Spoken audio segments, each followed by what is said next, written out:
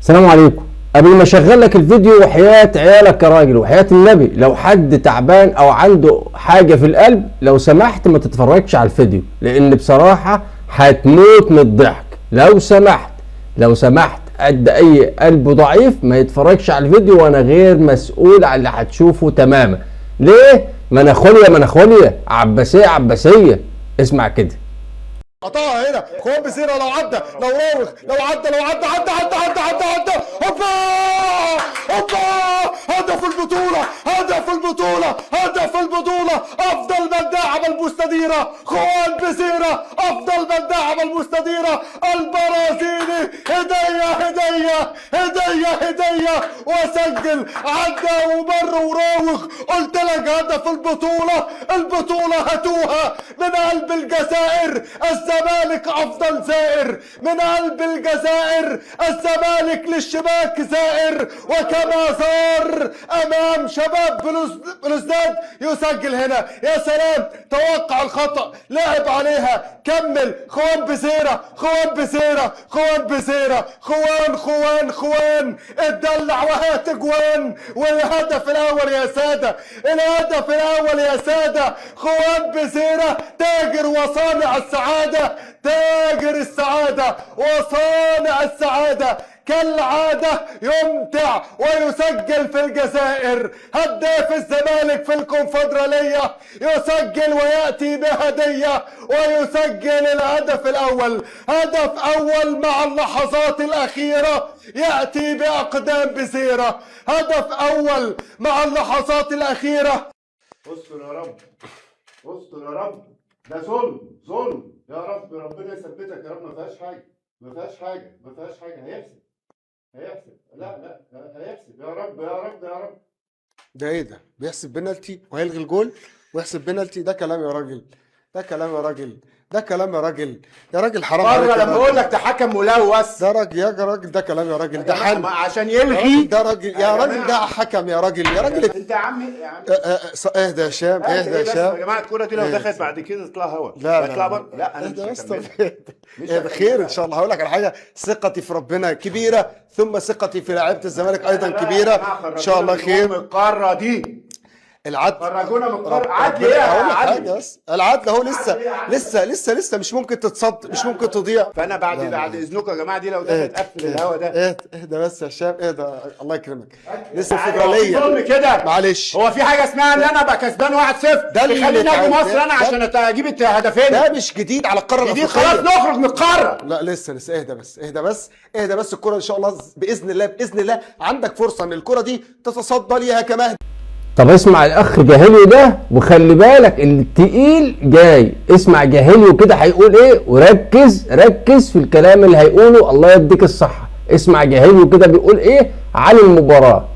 الكاس دي هنموت عليها في القاهرة السبت اللي جاي ب80 ألف زملكاوي في استاد الرعب، بأجواء داعمة شاحنة محفزة ضاغطة على الخصم أو على المنافس الجزائري، مش على لاعبتنا النهاردة. بجد أنا ما كنتش متوقع الجيم ده، لا قتاليا ولا بدنيا ولا فنيا للأمانة.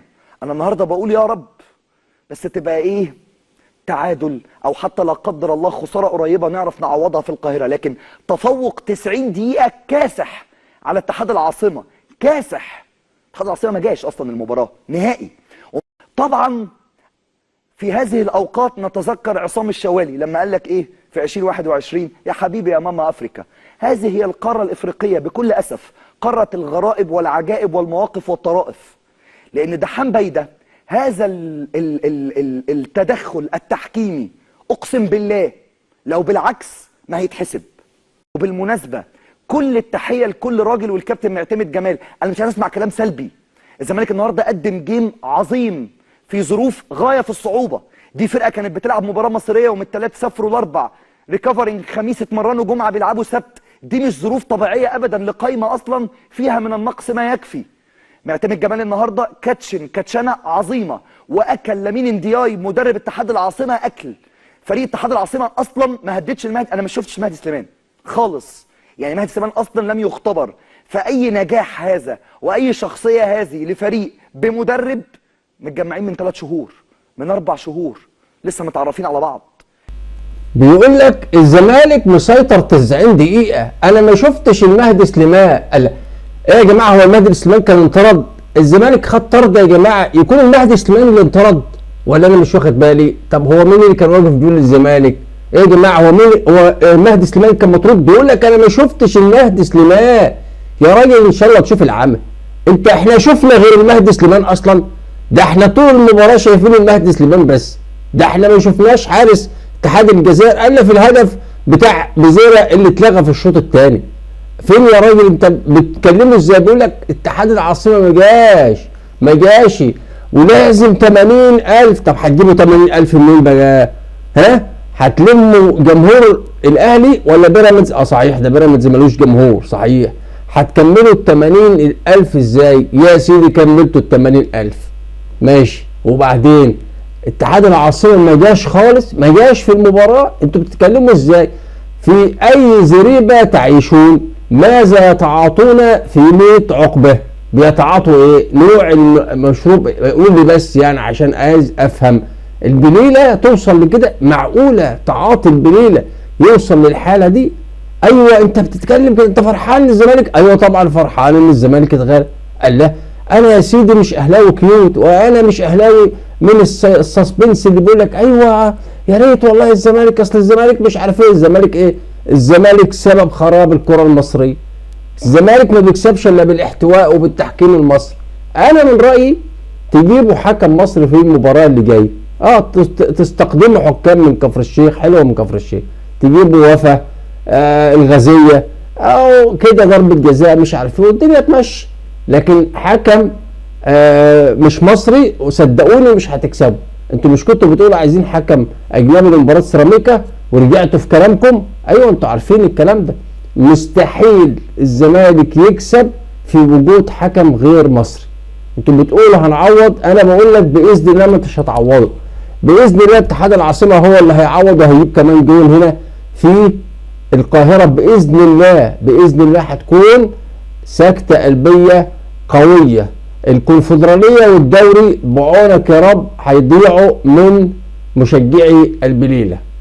الكاس دي هنموت عليها في القاهرة السبت اللي جاي ب80,000 زملكاوي في استاد الرعب، بأجواء داعمة شاحنة محفزة ضاغطة على الخصم أو على المنافس الجزائري، مش على لاعبتنا.